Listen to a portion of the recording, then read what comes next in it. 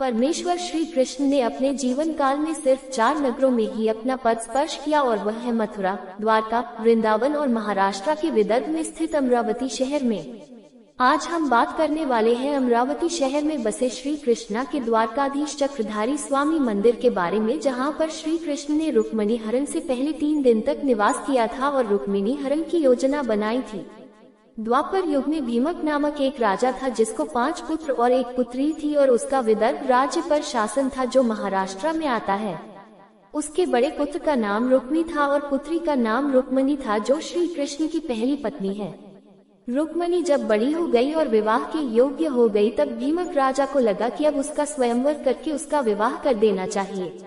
उसने जब रुक्मिणी के स्वयंवर का प्रस्ताव रखा तब उसके सबसे बड़े पुत्र रुक्मी ने यह ऐलान कर दिया कि रुक्मिणी का विवाह उसके प्रिय शिशुपाल से होगा, जिसको महाभारत युद्ध से पहले उसके 100 अपराध के पश्चात श्री कृष्ण ने अपने सुदर्शन चक्र से गला काटकर उसको मृत्यु दंड दिया था। लेकिन रुक्मिणी तो पहले से ही श्री कृष्ण को अपना पति मान बैठी थी और उनसे बहुत प्रेम करती थी और वह श्री कृष्ण के अलावा किसी और से विवाह करने के बारे में सोच भी नहीं सकती थी। भीमक राजा और बाकी सब परिवारगण उसके बड़े पुत्र रुक्मी से बहुत डरते थे, क्योंकि रुक्मी के पास ब्रह्मास्त्र था और उसके आदेश के खिलाफ जाने का साहस किसी में भी नहीं था। रुक्मिणी यह बात जानती थी, इसलिए उन्होंने एक ऋषि को अपना लिखा हुआ एक पत्र दिया जिसमें उन्होंने श्री कृष्ण से अपने प्रेम के बारे में और उनसे विवाह करने की इच्छा के बारे में लिखा और उन ऋषि से कहा कि आप ये पत्र श्री कृष्ण को जाकर दे दीजिए और उनसे कहिए कि मेरे विवाह से पहले आकर मुझे अपने साथ ले जाए, वरना मैं अपना शरीर त्याग कर मृत्यु को गले लगा लूंगी। ऋषि जब वो पत्र श्री कृष्ण के पास ले गए तो कृष्ण भगवान उस पत्र को पढ़कर मुस्कुराए और उन्होंने ऋषि से कहा कि आप रुक्मिणी से जाकर बोल दीजिए कि मैं उनका विवाह से पहले हरण करके उनसे विवाह करूंगा और उनको अपनी पत्नी बनाऊंगा, ऐसा वचन भी दिया। ऋषि ने जब ये बात रुक्मिणी को बताई तब वह बहुत खुश हो गई।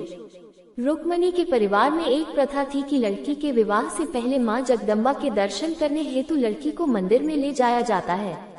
श्री कृष्ण को जब ये बात पता चली तो वह 3 दिन पहले ही अमरावती, महाराष्ट्र में आ गए और अमरावती में स्थित श्री अम्बा देवी और एकवीरा माता संस्थान के नजदीक उन्होंने अपना डेरा डाल दिया, जहां पर आज यह मंदिर बना हुआ है और वह वहां पर 3 दिन तक रहे।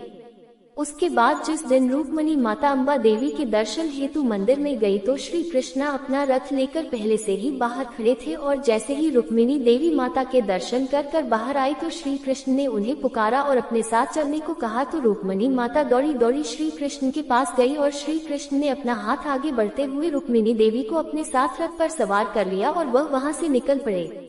रुक्मिणी के साथ आए पहरेदार यह सब देख रहे थे और उन्होंने तुरंत ही रुक्मिणी के बड़े भाई रुक्मी को यह वृतांत सुनाया। तब रुक्मी तुरंत ही श्री कृष्ण के रथ के पीछे अपना रथ लेकर दौड़ने लगे और अंत में उनका पीछा करते हुए अमरावती में स्थित भातकुली में उनको पकड़ लिया, जहां पर उनका घनघोर युद्ध हुआ और श्री कृष्ण ने रुक्मी को युद्ध में हरा दिया और रुक्मिणी देवी के साथ द्वारका लौट गए, जहाँ पर उनका विवाह हुआ। रुक्मी ने प्रतिज्ञा ली थी कि अगर वह रुक्मिणी को नहीं ला पाया तो वह अपने राज्य में नहीं लौटेगा, इसलिए प्रतिज्ञावश उसने भातकुली में ही अपना राज्य स्थापन किया और अपनी आखिरी सांस तक वहीं पर रहा। इस कृष्ण मंदिर के बगल में ही एक भगवान महादेव का भोलेश्वर मंदिर भी है। ऐसा कहा जाता है कि स्वयं भगवान श्री कृष्ण ने इस लिंग की स्थापना की है।